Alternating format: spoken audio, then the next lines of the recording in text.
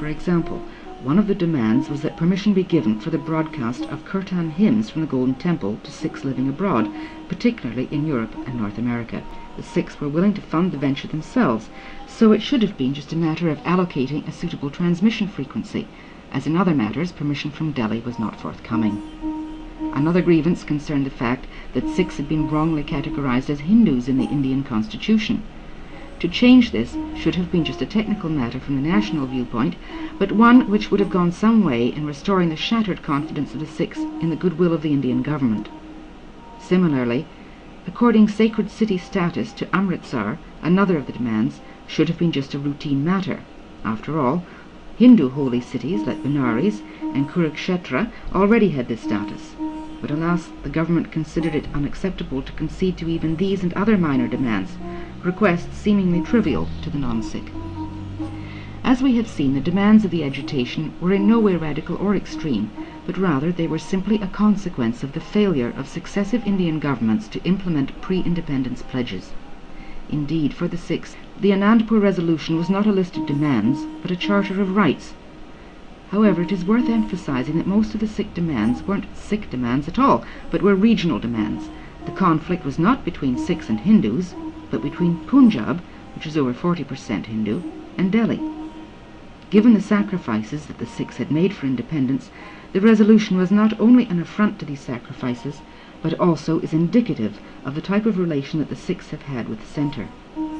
A rundown of what the Sikh contribution to independence was is amply illustrated by the following figures, which are provided by the late Maulana Abul Azad, President of the Congress Party at the time of independence, and relate independence-related sacrifices. Out of 2,125 martyrs, 1,550 were Sikhs. Out of 2,646 exiled to the Andaman Islands, 2,147 were Sikhs. Out of 127 Indians sent to the gallows, 92 of them were Sikhs. The Sikhs made the overwhelming majority of the sacrifices, even though they formed just over 2% of the population, and it is hardly surprising that Sikhs dominated the civil rights movement in Punjab, a state where they formed just a little over half the population. The agitation.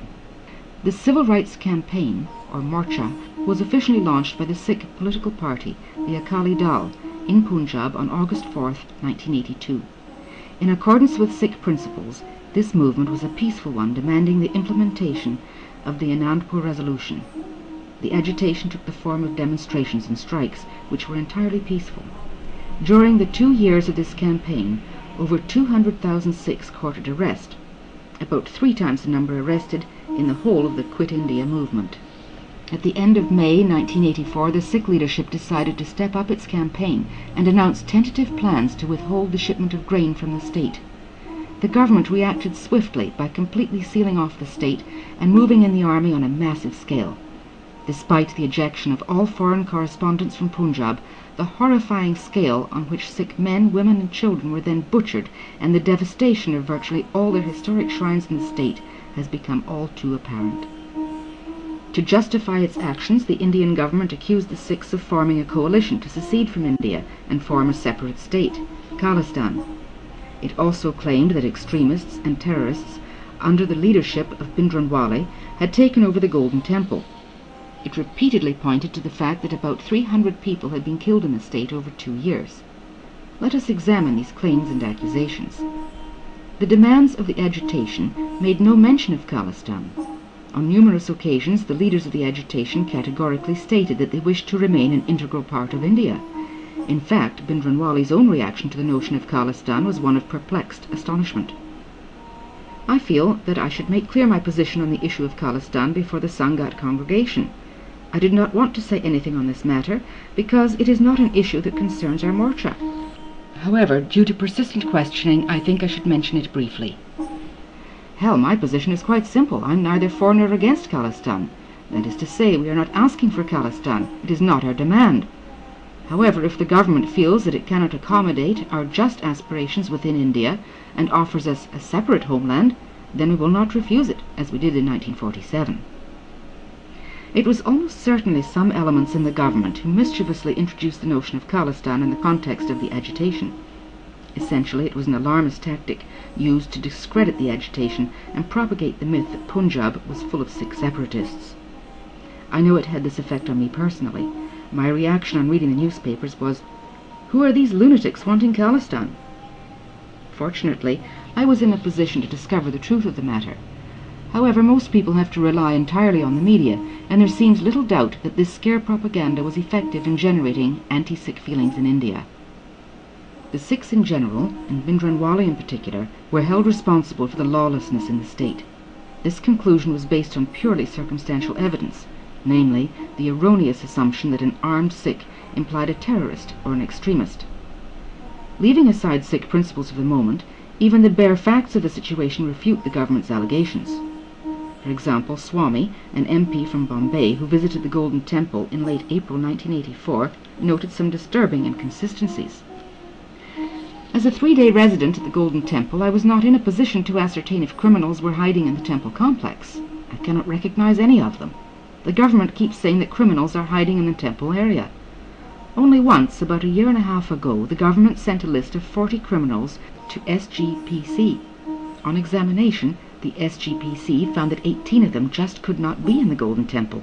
Some were in Pakistani jails for hijacking, some were in Canada and West Germany, and by the government's own admission in Parliament, 2 were dead. The remaining 22 could not be located inside the temple by the SGPC screening committee, since the particulars provided by the government were too vague. Later, in the Lok Sabha, the Home Minister, P.C. Sethi, admitted these facts. Since then, no further lists have been sent to the SGPC, and yet the government keeps declaring that criminals are hiding in the temple complex. I am also amazed to read newspaper reports of criminals walking in and out of the temple campus undetected. The Golden Temple complex and its exits are surrounded by the Central Reserve Police Force, the Border Security Force, and the Punjab Police. In addition, RAW, IB, and state CID agents who, in plain clothes, swarm the precincts of the temple, yet proclaim offenders stroll in and out of the temple complex. How can this be? Indeed, how could it be that the Sikhs could allow their most sacred shrine to be used as a terrorist camp? The question is absurd. If there had been a shred of evidence that Bhindranwale and his group were terrorists, they would have been immediately thrown out of the Golden Temple complex by the Sikhs. Sant Jarnail Singh Bhindranwale was a religious preacher and the head of a highly respected missionary centre, the Damdami Taksal. This Taksal was set up by Guru Gobind Singh, who appointed Baba Deep Singh to lead this centre in 1708. However, this Taksal fell back into relative obscurity until it was headed by Sant Gurbachan Singh in the mid-1950s. Gurbachan Singh was a very learned scholar and returned the Damdama Taksal to the forefront of Sikhism. As Sant Gurbachan Singh lived at Bindar, this Taksal became associated with this village. Jarnail Singh grew up at this Taksal and obtained his religious training from Sant Gurbachan Singh. In 1977, he was selected to lead this Taksal, and consequently he too was associated with the name of Bindar and became known as Bhindranwale. Sant Jarnail Singh vigorously pursued his duties as a missionary and went from village to village preaching about Sikhism. He was a powerful speaker and became successful in his endeavours.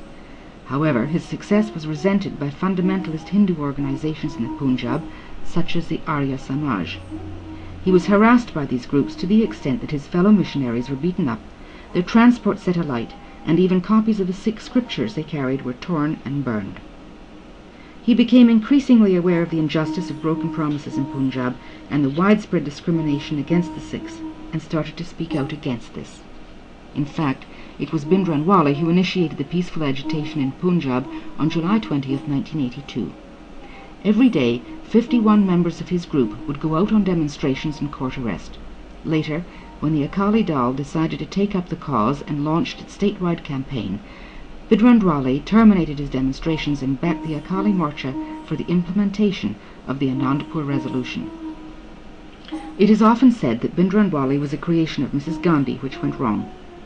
She supported him when her opponents were in power, but he became a nuisance when she was returned to office.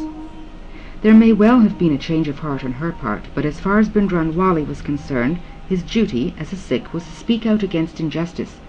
This he did, irrespective of who was in power.